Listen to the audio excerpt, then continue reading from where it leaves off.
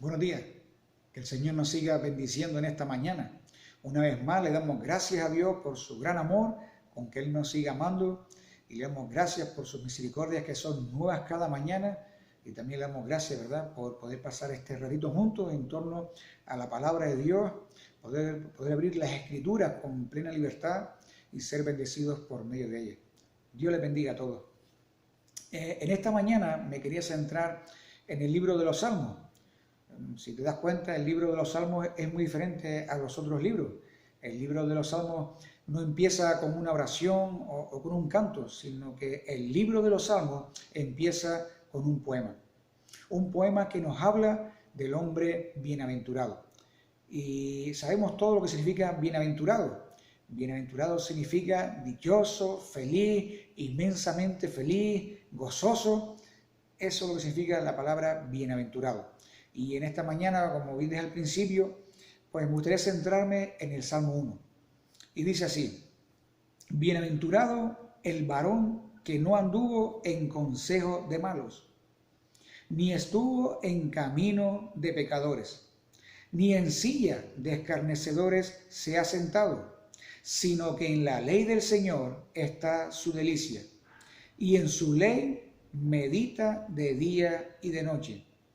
Será como árbol plantado junto a corrientes de agua, que da fruto a su tiempo, y su hoja no cae, y todo lo que hace prosperará. No así los malos, que son como el tamo que arrebata el viento.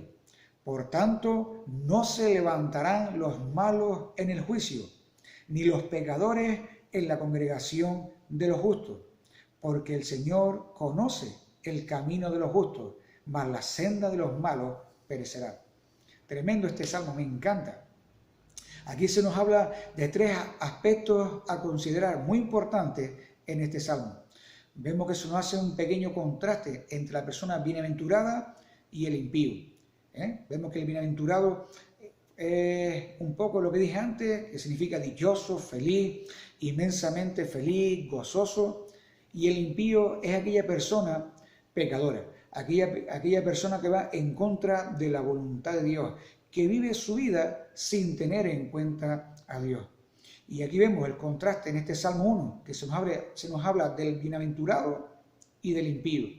Por otro lado, se nos habla de la ley del Señor y el creyente. Y por último, nos pone el mejor ejemplo, que es el ejemplo de nuestro Señor Jesucristo, el varón bienaventurado. Y me gusta este salmo porque, si nos damos cuenta, en este salmo se nos habla de dos clases de personas, las cuales son diametralmente opuestas entre sí. Por un lado se nos habla de la persona bienaventurada, que fue lo que dije antes, aquella persona que es dichosa, feliz o inmensamente feliz, pero por otro lado se nos habla de otro tipo de persona, del impío, del pecador, de aquel que vive su vida sin tener en cuenta a Dios. Pero tanto la persona bienaventurada como el impío, ambos son considerados por Dios y descritos de manera precisa. En primer lugar, si nos damos cuenta, cuando leemos este Salmo 1, se nos hace primero una descripción de la persona bienaventurada. Y se nos habla del bienaventurado de dos formas, de una forma negativa y positiva. Negativa en cuanto a que a esta persona que es bienaventurado se nos dice que no anda en consejo de malos. No solamente que no anda en consejo de malos, sino que también se nos dice que no ha estado en camino de pecadores. Y también se nos dice que no se ha sentado en silla de escarnecedores. Así que si queremos ser bienaventurados, si queremos ser feliz o inmensamente feliz, aquí se nos habla de cosas las cuales tú y yo no debemos hacer. No debemos andar con personas que nos den malos consejos, que perjudican a nuestra vida como creyentes. Tampoco debemos estar en caminos de pecadores, no podemos estar siguiendo un camino en los cuales pues, nos desvían de la voluntad de Dios, lo que hace es desviarnos del camino de Dios y seguir un camino incorrecto a los pies de Jesucristo. Y tampoco podemos sentarnos en sillas de escarnecedores. Eso es en cuanto al aspecto negativo. Pero como dije antes, también se nos habla en este mismo salmo de un aspecto positivo. Y lo que se nos habla es que tú y yo, una cosa que debemos tener clara, algo que tú y yo tenemos que hacer, es que debemos andar en la ley del Señor. Dice que en la ley del Señor está su delicia. Y sigue diciendo, y todo lo que hace prosperará. Y también nos compara con algo, ¿verdad? Nos compara a un árbol que crece junto a corrientes de agua.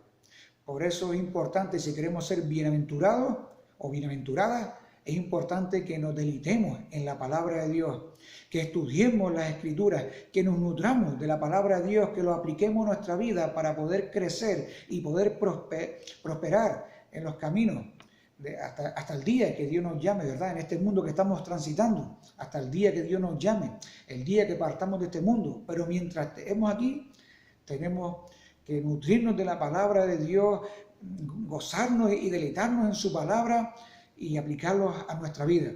Y seremos comparados, como bien nos dice este salmo, seremos comparados como aquel árbol que crece junto a corrientes de agua. El agua es algo importante, algo esencial para la vida de todo árbol, de toda planta. Si un árbol no recibe el agua o las plantas si no reciben el agua, se secan y se mueren. Así somos tú y yo. Si tú y yo no leemos la palabra de Dios, si no nos deleitamos en su palabra y no la aplicamos a nuestra vida, sino que dejamos de leerla, dejamos de tener comunión con nuestro Señor, llegará el momento en que también no daremos fruto y en vez de crecer, lo que hacemos es marchitarnos por completo. Por eso, cuán importante es que tú y yo meditemos en la palabra de Dios, cuán importante es que tú y yo pasemos tiempo con Dios y cuán importante es lo que Dios tiene para nosotros, que también lo apliquemos en nuestra vida para poder crecer y poder prosperar y seguir creciendo para la gloria y la honra de nuestro Señor. La única forma de ser bienaventurado, ahí lo vemos de forma negativa, hay cosas que no debemos hacer, pero sí es verdad que hay cosas en las cuales tú y yo debemos hacer. Y una de las cosas importantes es pasar tiempo en la palabra del Señor, tener ese tiempo de comunión con el Señor para poder crecer y ser de bendición a las personas que están a nuestro alrededor. Pero sin embargo también, como dije al principio, este salmo también nos hace una descripción del impío. El impío, de aquella persona pecadora, aquella persona que vive de espaldas a Dios sin tener en cuenta a Dios en su vida y haciendo las cosas a su manera. Y vemos cómo el salmista lo compara al tamo. ¿Sabe lo que es el tamo? Yo lo busqué en el diccionario de la Real Academia de la Lengua Española y dice, define al tamo como la pelusa desprendida del lino, del algodón o la lana. Y aquí vemos cómo Dios dice que la senda de los impíos perecerá. Y vemos que en este salmo se nos habla de la ley del Señor y tiene una mención muy importante en el Salmo 1. De hecho, todos los beneficios en la vida del creyente derivan de la meditación de la ley.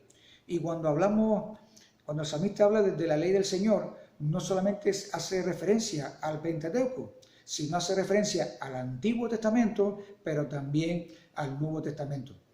Lo que tenemos que tener claro es que todo creyente necesita las Escrituras para vivir de una manera agradable a los ojos de Dios.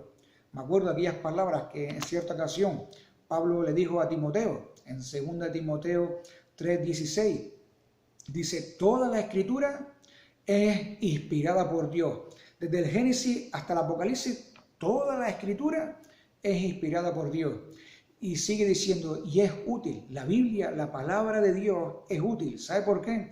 Porque es útil para enseñarnos lo que es verdad y para hacernos ver a ti y a mí lo que está mal en nuestra vida. ¿Y sabes qué más? Nos corrige cuando estamos equivocados y nos enseña a hacer lo correcto. Por eso leer, estudiar y memorizar y meditar en las Escrituras afecta a la vida de todo creyente de una manera total y profunda. Por eso, cuán importante es que tú y yo meditemos en la palabra de Dios, nos gocemos, deleitemos en ella y la apliquemos a nuestra vida. Y el mejor ejemplo que vemos en la Escritura de varón bienaventurado, ¿sabe quién fue? Nuestro Señor Jesucristo. Nos pone como hombre, fue el varón bienaventurado. Dice en el Evangelio de Lucas, capítulo 2 y versículos 46 y 47, cuando Jesús era pequeño y estaba en el templo, dice, y aconteció que 3 días después le hallaron en el templo, sentado en medio de los doctores de la ley, oyéndoles y preguntándoles. Y todos los que le oían se maravillaban de su inteligencia y de su respuesta. Aquí vemos el mejor ejemplo de nuestro Señor. Jesús amaba y sigue amando la palabra de Dios. Por eso nos pone el mejor ejemplo. Jesucristo, el varón bienaventurado. No solamente que fue una persona que amó a la palabra de Dios, sino que también fue una persona que resistió a la tentación. Todos conocemos la historia, lo podemos ver ahí en el Evangelio de Mateo, en el capítulo 4, y versículo del 1 al 11. Dice así: entonces Jesús fue llevado por el Espíritu al desierto para ser tentado por el diablo. Y después de haber ayunado 40 días y 40 noches, tuvo hambre. Y en medio de esa situación en la cual se encontraba Jesús, dice, y vino a él el tentador y le dijo, si eres hijo de Dios, di que estas piedras se conviertan en pan. Eso fue lo que el tentador, Satanás, le dijo a Jesús. Pero podemos ver de qué manera Jesús le contestó a Satanás. Él respondió y dijo, escrito está, no solo de pan vivirá el hombre, sino de toda palabra que sale de la boca de Dios. El enemigo no se quedó ahí, siguió. Dice que entonces el diablo le llevó a la santa ciudad y le puso sobre el pináculo del templo. Y le dijo, si eres hijo de Dios, échate abajo, porque escrito está, a sus ángeles mandará acerca de ti, y en sus manos te sostendrán, para que no tropieces con tu pie en piedra. Sin embargo, vemos cómo nuevamente Jesús le responde. Jesús le dijo, escrito está también, no tentarás al Señor tu Dios. Dice que otra vez le llevó el diablo a un monte muy alto y le mostró todos los reinos del mundo y la gloria de ellos. Y le dijo, todo esto te daré si postrado me adorares. Entonces Jesús le dijo, vete, Satanás, porque escrito está, al Señor tu Dios adorarás y a Él solo servirás. Y dice por último que el diablo entonces le dejó y aquí vinieron ángeles y le servían. Aquí vemos el mejor ejemplo que nos pone la Escritura. Jesús como hombre, el varón bienaventurado, fue un hombre que amaba la palabra de Dios, un hombre que resistió la tentación con la palabra de Dios también. Por eso cuán importante es que tú y yo también estudiemos, escudriñemos las Escrituras para cuando nos venga la tentación, para cuando nos venga el tentador, nos vengan las pruebas, poder contrarrestarle con la palabra de Dios. Cuán importante es que tú y yo nos deleitemos en su palabra. Y otra cosa que vemos también, que fue una persona que obedeció la voluntad de Dios. Me acuerdo la historia de los dos que iban de camino a Emaús. Dice Lucas capítulo 24, del 25 al 27. Entonces él le dijo, oh insensato y tardos de corazón para creer todo lo que los profetas han dicho. ¿No era necesario que el Cristo padeciera estas cosas y que entrara en su gloria? Y comenzando desde Moisés y siguiendo por todos los profetas, les declaraba en todas las Escrituras lo que de él decían. Aquí vemos en todo momento cómo Jesús obedeció la voluntad de Dios. Por eso estos dos que iban de camino a Emaús estaban tristes, cabizbajos, porque habían visto todo lo que el Maestro había sufrido y padecido en aquella cruz, y como no habían visto a Jesús resucitado, habían perdido toda su esperanza. Pero sin embargo, Jesús se le apareció. Jesús fue a estas dos personas y les dijo, oh insensatos y tardos de corazón para creer todo lo que los profetas han dicho. ¿No era necesario que el Cristo padeciera estas cosas y que entrara en su gloria? Jesús en todo momento obedeció la voluntad de Dios. La pregunta que quiero hacerte en esta mañana, ¿queremos crecer espiritualmente? Si nuestra respuesta es sí, entonces la palabra de Dios debe tener un lugar esencial en tu vida y en mi vida también. De tal modo que vivamos como nos describe el salmista 1. El salmista, en este Salmo 1 que acabamos de leer, ¿verdad? Teniendo deleite en la Escritura. Cuán importante es que tú y yo nos deleitemos en la Escritura, que pasemos tiempo buscando de Dios y que veamos lo que Dios tiene para nosotros, que lo apliquemos para nuestras vidas, para así poder crecer espiritualmente y también poder llevar vida fructífera a las personas que están a nuestro alrededor. Recuerda, estamos aquí en este mundo de paso y Dios quiere que tú y yo nos deleitemos en su palabra, que crezcamos y seamos de bendición a los demás. Que el Señor nos bendiga.